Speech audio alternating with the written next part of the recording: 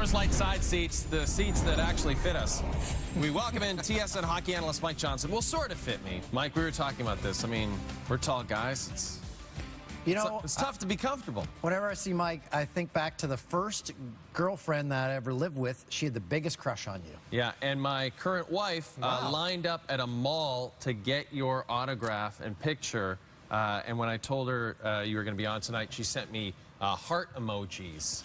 So thanks a lot, Mike. That'll either make me feel very good or very old. So, Yeah, well, because I can't imagine your wife did that when she was 25. She did. Mike, training camps are opening up around the league this week. When you played, how did you approach the preseason? Training camp gets very different depending on where you are in your career.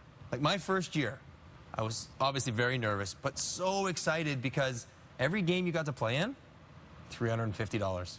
Oh, yeah. $350. I'm like, Sweet play me cap. back to back to back. I might not be in the NHL, but I'm coming out of camp with $2,000. I don't care.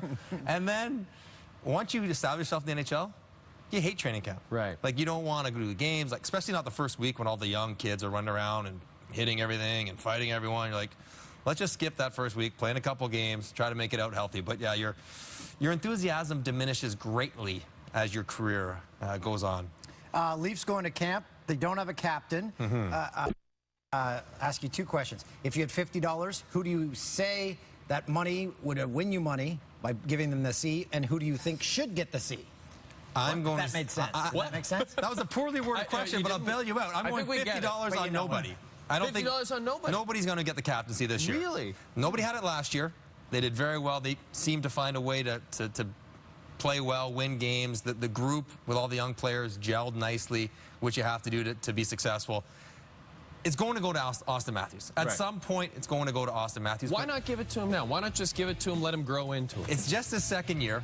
It's an entirely different experience. It's one thing when you're showing up, trying to make the NHL, trying to prove you can play and play well. He's done that. But now this team's good. Now this team's supposed to win. It's an entirely another level of pressure. He was sheltered from the media, from guys like you. He wouldn't have to come on, talk every day. He'll never come on this show, but continue. No, that's just, he's a very smart guy. I've said that about him many times. But now he has to all of a sudden talk every day when things are going poorly, charity events, corporate events. There's a lot involved in being a captain of the Toronto Maple Leafs. I played in Toronto, I played in Montreal, the two hardest cities to be a captain. Maybe the best if you ever won there, but the hardest if you don't. And so I think just give him another year to grow into himself and into this team before we put that on him next summer. A follow-up question, I'll use my words better. Who is the best captain you ever had? Quickly. You know, Saku Koivu in Montreal. Yeah. Even though he was criticized heavily for not being able to speak French as well as some of the people in Quebec wanted him to, the only guy who ever gave the flip over the Gatorade can, break stick speech, that worked. And I sat there listening to it. I'm like, Saku? Saku. I can't see him doing it. A little guy, and just kind of reserved, all he went through, but he was incredible. Speaking of Montreal, biggest question is who will center the top line? That is a question that Alex Galchenyuk is tired of answering. It's going to be a new question for you, but do you want to be back in the middle? Or? Yeah. After answering that question, I know I'm back in Montreal. I'm trying to find a new answer to that. At least he's having fun with it. I mean, he's being pushed to the wing. I always enjoy those awkward laughs by the scrum. No, that's Dan and I talk about it all the time. No one's funnier than athletes and coaches. Exactly. Because they're not that funny. No, they're not. But if you watch every reporter scrum, you'd swear it was like Jerry Seinfeld up there. Because they want the athlete to say, okay, they think I'm funny. So you like me. Yes.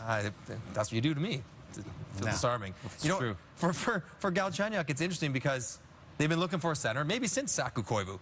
And they went and traded for one, and Jonathan Drouin's going to start on the wing or in the middle this year. But my whole thing is, they got a center. He scored 30 goals at 21 years old playing center. They have Claude Julien, who's a tremendous coach, is a teacher.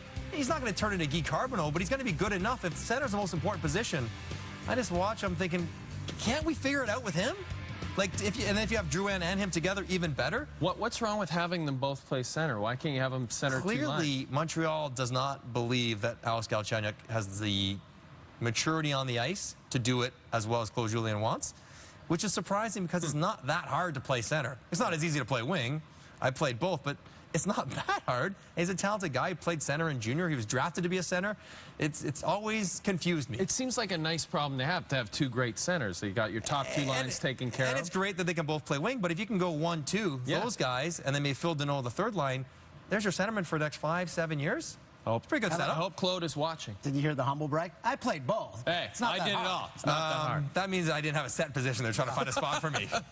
Yeah. What's going on in Calgary? Sam Bennett, deal's kind of intriguing. Why sign him to a bridge deal? Well, I think for both parties, I mean, Calgary probably wasn't that happy with what Sam Bennett did, but more importantly, Sam Bennett wasn't that happy with his year last year. So to see a lot of kids your age or players your age get 6-year deals for $5 million, $6 million, part of him probably is a little frustrated that he's only making just under $2 million. The guy after him just signed an $86 million deal. Exactly. So you see that and you're like, wait a second. But you also know I'm not getting any kind of money that I want based on the year I had last year. Right. So bet on yourself, give yourself a couple of years so you make a little bit of money, but don't lock yourself in off a bad year. And I like that. I like any player, person in any capacity who's willing to bet on themselves. Don't always take the security, say, you know what? I think I can do it, and then go out and show them. But Brian Burke's going to be on the show on Wednesday, so we can ask him about that. He'll love that. Berkey's coming? Yeah. Nice. He won't have a tie on. No. Well, we're going to drape our ties around our necks in honor of him. You ever go with that look? Just drape the tie around the I neck? don't have the hair or the panache for that. Yes, you do. You No. have both of those things, No, hair and panache. No. Yeah, You enough guys should of- just bring a tie around wear the tie and then also put one around. Just have all the bases covered. Yeah, that's a good idea. Slick that hair back, too. We got to take a Let break. it breathe. Mike, thanks for joining us. Will you join us on the regular on If this you program? bring these seats out, Yeah. the Coors Light specials, Yeah. they're very slippery. We did well not to fall down. The Coors Light Anytime. specials.